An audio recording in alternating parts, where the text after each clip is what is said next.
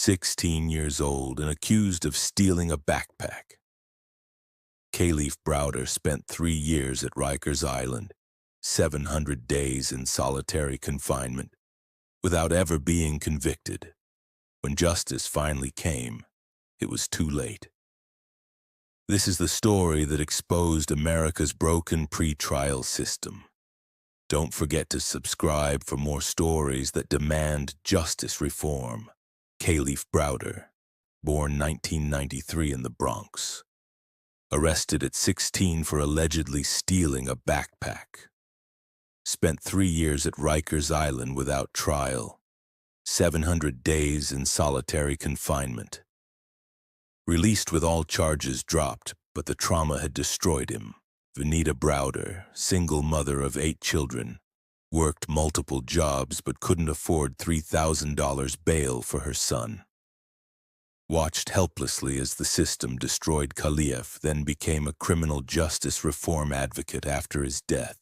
Roberto Martinez, name changed. Middle-aged man who accused Kalief of theft. His false identification destroyed a teenager's life. Later disappeared, unable to be located when prosecutors needed him for trial. Officer Maria Rodriguez, veteran Rikers Island guard. Witnessed Kalief's deterioration over 3 years. Represented both the brutality and occasional humanity within the system that failed him.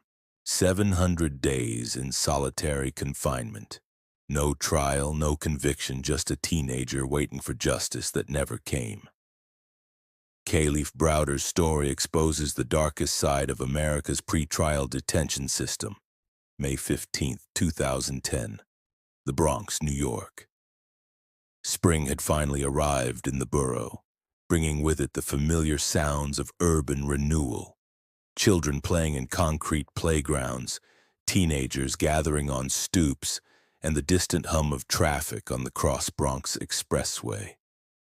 For 16-year-old Kalief Browder, it was supposed to be just another Saturday evening hanging out with friends. Maybe catching a movie, maybe just walking the neighborhood streets that had been his world since birth. Kalief was the kind of kid who blended into the background of New York City life. Average height, quiet demeanor, the 7th of 8 children in a family that had learned to make do with less than enough.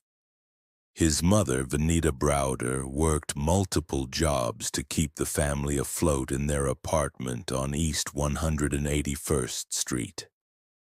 His father was absent, like so many fathers in the neighborhood, leaving Vanita to raise 8 children on her own with a combination of fierce love, strict discipline, and whatever government assistance she could navigate. The Browder family was poor, but they were survivors. Kalief had been in and out of trouble at school. Nothing serious, just the kind of minor infractions that seemed to follow kids from his neighborhood like shadows. A fight here, a suspension there, the occasional truancy when the weight of poverty made sitting in a classroom feel pointless. But he wasn't a criminal, wasn't violent, wasn't the kind of kid who parents warned their children to avoid.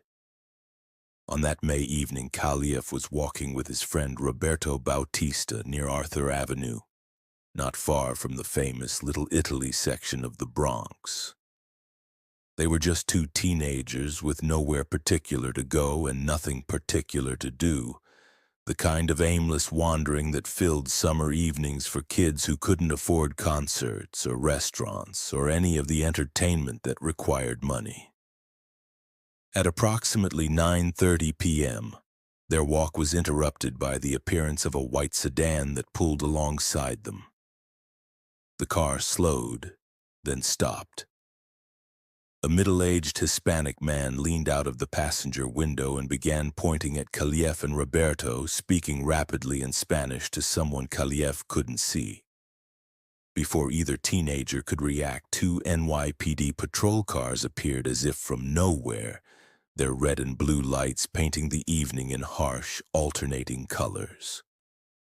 4 officers emerged, hands resting on their weapons, approaching Kalief and Roberto with the kind of aggressive caution that both boys recognized from countless interactions they had witnessed or experienced themselves.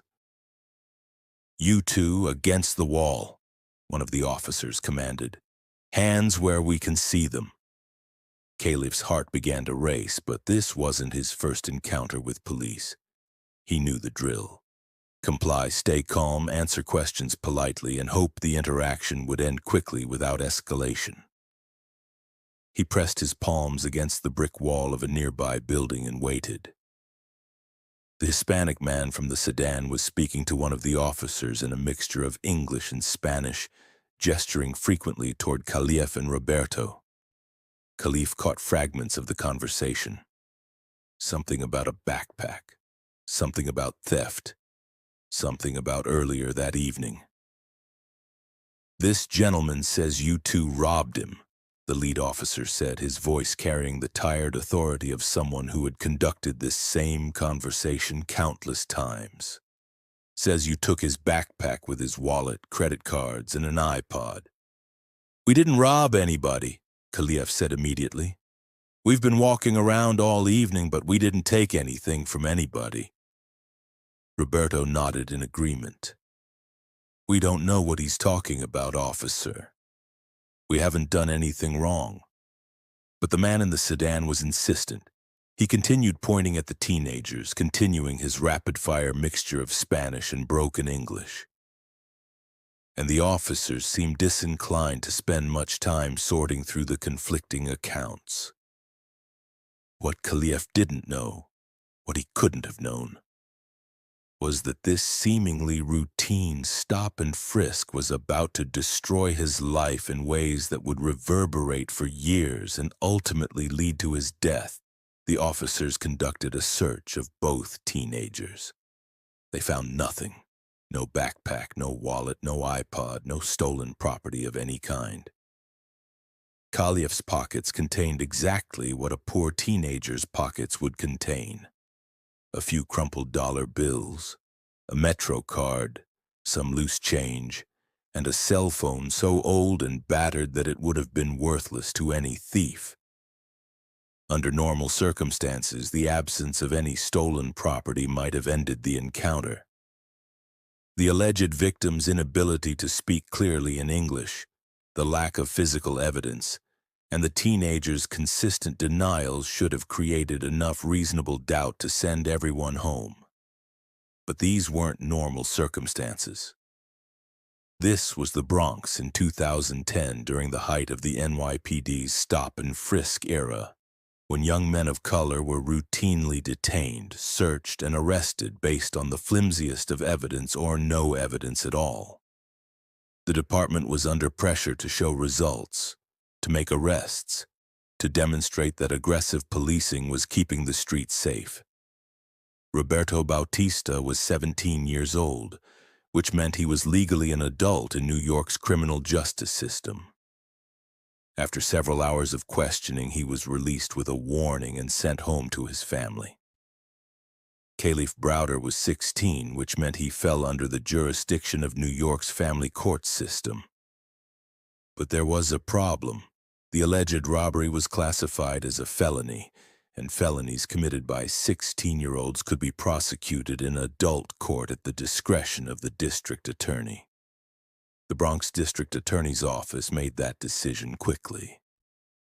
Kalief would be charged as an adult with robbery in the second-degree grand larceny and assault. The charges carried a potential sentence of up to 15 years in prison. Kalief was processed through the system like a piece of machinery moving through a factory. Fingerprints, photographs, paperwork, booking numbers. By the time Vanita Browder learned that her son had been arrested, he was already deep in the bowels of the criminal justice system, facing charges that could destroy his future even if he was ultimately found innocent. The bail hearing was held the following Monday.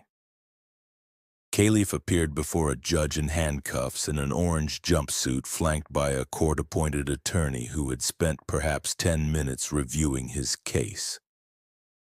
The prosecutor requested bail of $10,000, arguing that Kalief was a flight risk and a danger to the community.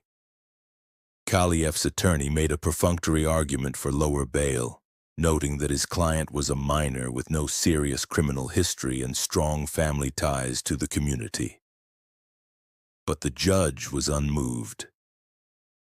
Bail was set at $3,000, an amount that might as well have been $3 million for a family living paycheck to paycheck in the South Bronx.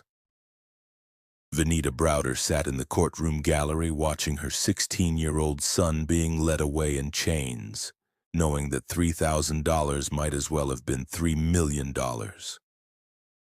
She had raised 8 children on her own, worked multiple jobs for decades, and never managed to accumulate the kind of savings that could secure her son's freedom.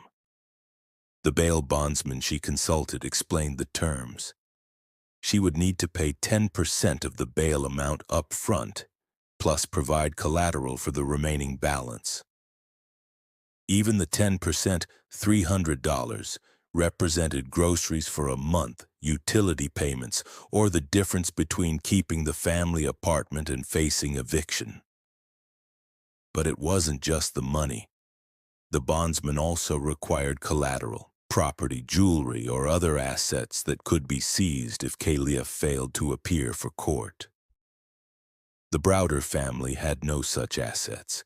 They lived in public housing, owned no car, had no savings account, and possessed no valuables beyond the basic necessities of life.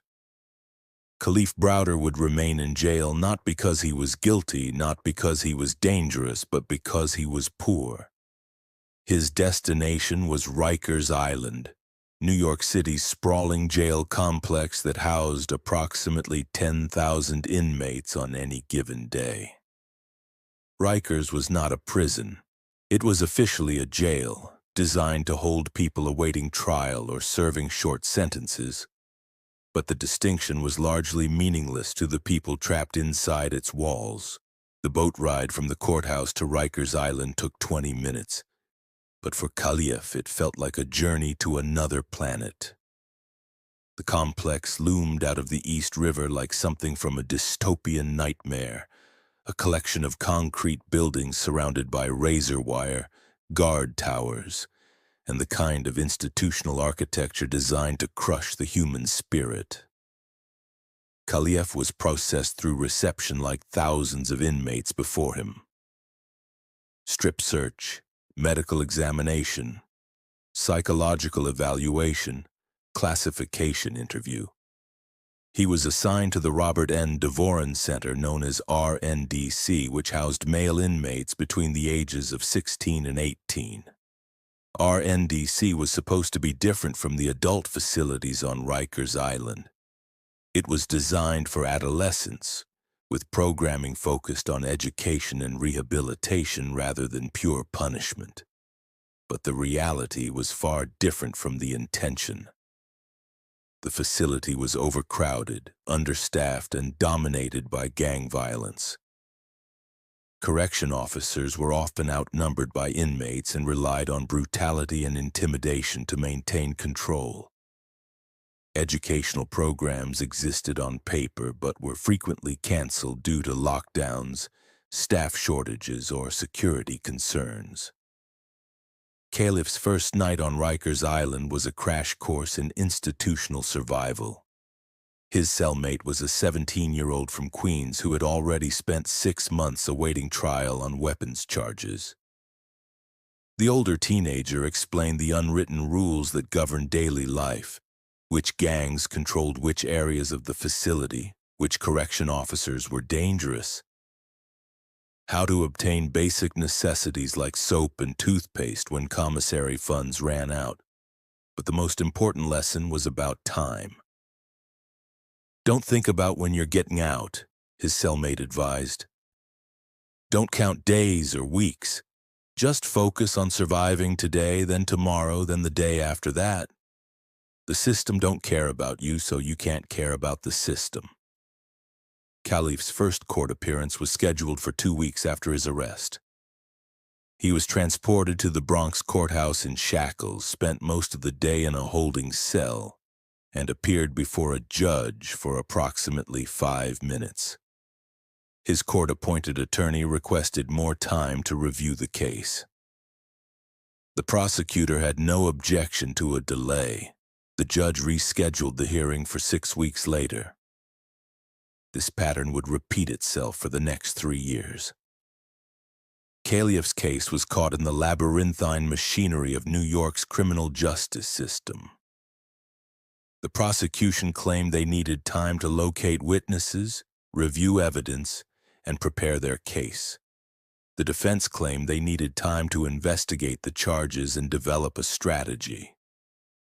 The judges claimed they needed to manage overcrowded court calendars and couldn't rush complex cases. Meanwhile, Kalief remained on Rikers Island, his life suspended in legal limbo. The violence at RNDC was constant and unpredictable. Gang rivalries that began on the streets continued behind bars, with new inmates forced to declare allegiances based on their neighborhoods, ethnicities, or simply their need for protection. Kalief tried to remain neutral, but neutrality was often perceived as weakness, and weakness could be fatal. 6 months into his detention, Kalief was attacked by a group of inmates who accused him of stealing food from the commissary. He hadn't stolen anything, but the accusation was enough to justify violence in the twisted logic of jail politics. He was beaten severely enough to require medical attention, but when correction officers investigated, no one had seen anything, no one knew anything, and no one was held responsible. The attack marked Kalief as a target. Other inmates sensed his vulnerability and began testing his resolve through increasingly aggressive provocations. He was forced to fight to maintain even a minimal level of respect and safety, which led to disciplinary infractions and punishment that extended his time in restrictive housing. Solitary confinement at Rikers Island was officially called punitive segregation, but everyone understood it for what it was: torture. Inmates were locked in 6 by 10-foot cells for 23 hours per day, allowed out only for showers and brief exercise periods. Meals were delivered through slots in the door. Human contact was minimal and usually hostile. Kalief's first stint in solitary lasted 30 days for fighting. His second lasted 60 days for alleged gang affiliation. His third lasted 90 days for refusing a direct order from a correction officer. By his second year at Rikers, he was spending more time in solitary confinement than in the general population. The psychological effects of prolonged isolation are well documented by mental health professionals. Sensory deprivation, social isolation, and the absence of meaningful activity can cause depression, anxiety, hallucinations, and suicidal ideation within weeks. Kalief endured it for months at a time, with only brief reprieves before being returned to solitary for new infractions. He began to deteriorate mentally. He heard voices that weren't there. He saw movement in shadows that were empty. He had conversations with family members who existed only in his imagination. The boundaries between reality and delusion began to blur in ways that would never fully heal. His mother visited when she could, but the visiting process at Rikers was designed to discourage family contact rather than support it. Vanita had to take multiple buses and trains to reach the facility, then wait for hours in processing lines, only to speak with her son through reinforced glass for 30 minutes. Often visits were canceled at the last minute due to lockdowns or staff shortages. During one visit in his second year of detention, Vanita barely recognized her son. Kalief had lost significant weight. His eyes were hollow and unfocused. He spoke in whispers and frequently looked over his shoulder as if expecting attack. When she asked how he was doing, he just stared at her for long moments before saying, I don't know who I am anymore, Ma. The court hearings continued with clockwork regularity and complete futility. Every 6 to 8 weeks, Kalief would be transported to the Bronx courthouse, only to have his case postponed again. Witnesses couldn't be located. Evidence wasn't ready. Calendars were too crowded. The prosecutor needed more time. The defense needed more time.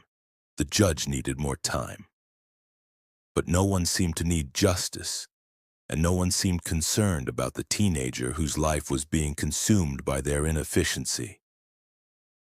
By his third year at Rikers, Kalief had become institutionalized. He knew the routines, understood the politics, and had developed the kind of hypervigilance that allowed him to survive in a place designed to destroy human dignity. But survival came at a terrible cost. He attempted suicide twice, once by trying to hang himself with bed sheets, once by attempting to cut his wrists with a piece of broken plastic. Both attempts were discovered by correction officers and resulted in additional time in solitary confinement, supposedly for his own protection. The mental health services at Rikers were minimal and often counterproductive. Inmates who reported depression or suicidal thoughts were typically placed in even more restrictive conditions, isolated from human contact and denied access to programs or activities. Treatment consisted primarily of medication administered by overworked nurses who had little time for individual assessment or care. Kalief's case file grew thicker with psychological evaluations, disciplinary reports, and medical records documenting his deteriorating mental health. But none of this information seemed to influence the glacial pace of his legal proceedings. In May 2013, exactly 3 years after his arrest, Kalief appeared in court for what would finally be a substantive hearing. The prosecution had spent 3 years building their case, but when the moment came to proceed to trial, they faced a problem. Their key witness, the man who had accused Kalief of robbery, had returned to Mexico and could not be located. Without their primary witness, the prosecution's case collapsed. After 3 years, multiple postponements, and dozens of court appearances, the charges against Kalief Browder were dismissed. He was free to go. But freedom, when it finally came, felt hollow and strange. Kalief walked out of Rikers Island on June 6, 2013, carrying a plastic bag with the clothes he had worn on the night of his arrest 3 years earlier. They no longer fit his changed body. Nothing in his life fit anymore. The Bronx that Kalief returned to was the same neighborhood he had left, but he was no longer the same person. 3 years in jail had aged him in ways that went far beyond the simple passage of time. He was hypervigilant, paranoid, and struggled with the most basic social interactions. Sleeping was impossible. Every sound might be a threat. Every stranger might be an enemy. The outside world felt more dangerous than the jail he had left behind, because at least in jail the rules were clear and the dangers were visible. Vanita Browder tried to help her son readjust to life at home, but she was dealing with problems she didn't understand and couldn't solve. Kalief needed professional mental health treatment, but the family had no insurance and no money for private therapy. The public mental health system was overwhelmed and underfunded, with waiting lists that stretched for months. Kalief tried to rebuild his life. He enrolled in community college and attempted to complete his high school equivalency degree. He talked about wanting to become a lawyer so he could help other people trapped in the system that had nearly destroyed him. But the trauma of his experience made it difficult to concentrate, impossible to trust, and hard to believe that the future could be different from the past. His story began to attract attention from journalists and criminal justice reform advocates. In 2014, a detailed account of his case was published in The New Yorker. bringing national attention to the problems of prolonged pretrial detention and the use of solitary confinement on adolescents. The article led to television appearances, speaking engagements, and opportunities to advocate for reform of the bail system and conditions at Rikers Island. Kalief became a symbol of everything wrong with American criminal justice, a young man whose life had been destroyed not by his guilt, but by a system's indifference to his innocence. But the attention and advocacy work couldn't undo the damage that had been done to Kalief's psyche. The nightmares continued, the paranoia worsened, the depression deepened. He made multiple suicide attempts and was hospitalized several times for psychiatric emergencies. On June 6, 2015, exactly 2 years after his release from Rikers Island, Kalief Browder hung himself in his mother's apartment. He was 22 years old. His suicide note was brief. "I can't take it anymore." Kalief's death sent shockwaves through the criminal justice reform community and renewed calls for fundamental changes to the bail system, conditions at Rikers Island, and the use of solitary confinement on juveniles. His name became synonymous with the human cost of a system that prioritized efficiency over justice, punishment over rehabilitation, and institutional inertia over individual lives. New York City announced reforms to reduce the jail population, limit the use of solitary confinement for young inmates, and speed up court proceedings. The state legislature passed bills limiting the use of solitary confinement and requiring more oversight of jail conditions. But these reforms came too late for Kalief Browder, whose life had been sacrificed to a system that treated him as expendable from the moment he couldn't afford his bail. Vanita Browder became an advocate for criminal justice reform until her own death in 2016, exactly 1 year after her son's suicide. She spent her final year traveling the country, speaking to legislators, judges, and prosecutors about the son she had lost to a system that never acknowledged its failure. The Browder family filed wrongful death lawsuits against New York City and the Department of Correction, eventually settling for $3.3 million. But no amount of money could restore the life that had been lost or repair the damage that had been done. Kalief Browder's story became a catalyst for broader conversations about pretrial detention, bail reform, and the treatment of juveniles in adult jails.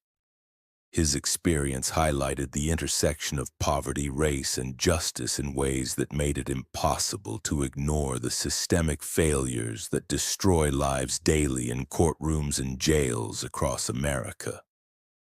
Today, Rikers Island is scheduled for closure, though the timeline remains uncertain and the alternatives unclear. Bail reform has been implemented in New York and other states, though it remains controversial and incomplete. The use of solitary confinement on juveniles has been restricted in many jurisdictions, though it continues in others. These changes represent progress, but they also serve as a reminder of how many Kalief Browders suffered in silence before his story captured national attention. How many other teenagers are sitting in jails right now waiting for justice that may never come, watching their lives disappear one day at a time because they were born poor in the wrong zip code. Kalief Browder never got his day in court. He never faced a jury of his peers or had the chance to prove his innocence in the courtroom. Instead, he was convicted by a system that punished poverty, destroyed young lives with bureaucratic indifference, and measured success by statistics rather than human dignity. His story endures not just as a tragedy, but as a challenge. How many more young lives will be sacrificed before America decides that justice delayed really is justice denied? 700 days in solitary confinement for a crime he didn't commit. A lifetime of trauma for a backpack that was never stolen. A death sentence for the crime of being poor. Kalief Browder deserved better from the system that was supposed to protect him. His memory demands that we do better for the next teenager who finds himself trapped in the machinery of American justice, waiting for a fairness that never comes.